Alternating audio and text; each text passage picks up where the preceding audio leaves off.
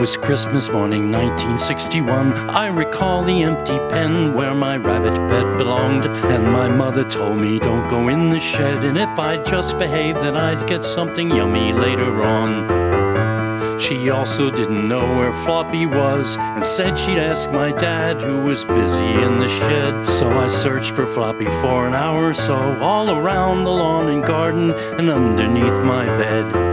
But I was sure I locked my rabbit pen, just like I did every night. And I checked 3 times just yesterday, when I felt something wasn't right. And I stared at the pen just as if I knew what I know now. It was Christmas morning, 1961. Everybody searched for Floppy and my dad. Daddy searched as well by the trees and the water, but never in the shed because he couldn't be in there. So I shook my head. We searched together, then we took a break for coffee. Everybody drinking coffee, but I didn't have a drop. I thought of Floppy and how cold it was at Christmas, and then I started crying and I couldn't make it stop. 'Cause I was sure I locked my rabbit pen, just like I did every night. And I checked 3 times just yesterday, because something didn't seem right. And I stared at the pen as if I knew what I know now.